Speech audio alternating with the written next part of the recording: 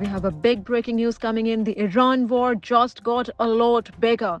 A NATO member, for the first time, appears to be taking a more direct part in support of the United States in this conflict. The United Kingdom's new Prime Minister, Andy Burnham, has reportedly approved the continued use of British military bases by the United States for what London describes as defensive strikes against Iran. According to a Bloomberg report, the decision allows American aircraft to operate from key British-controlled facilities, including Diego Garcia in the Indian Ocean and RAF Fairford in England. These bases are expected to support U.S. missions aimed at countering Iranian missile threats and protecting shipping lanes around the Strait of Hormuz. Now, while British forces themselves are not reported to be carrying out strikes inside Iran, this move provides crucial logistical and operational support to American military operations against Iran. The decision comes after senior British ministers and security officials met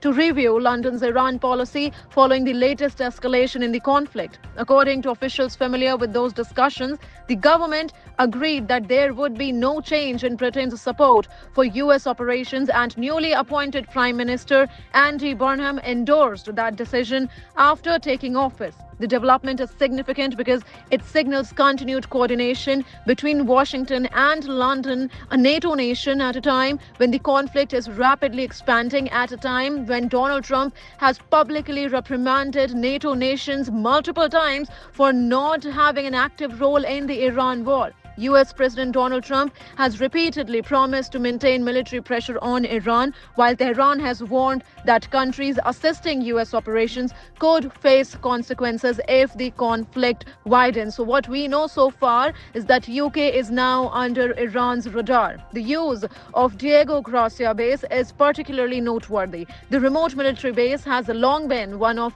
America's most important strategic assets for operations across the Middle East and also the Indo-Pacific. Long-range bombers, surveillance aircraft, and logistical support can all be launched from this particular island, giving Washington significant upper hand and flexibility in this conflict. Now, as fighting continues, as bombs continue to fall over Tehran for the 11th day, concerns are also growing over the security of the Strait of Hormuz, one of the world's most important energy choke points. Any disruptions there could send shockwaves through global energy markets, and we have seen that happen before. Now, while the UK describes the support as defensive in nature, the decision is likely to be closely watched in Tehran, where leaders have repeatedly accused Washington allies of collectively backing US military operations. For now, there is no official indication that NATO as an alliance has entered the conflict, but Britain has allowed use of its bases against Iran.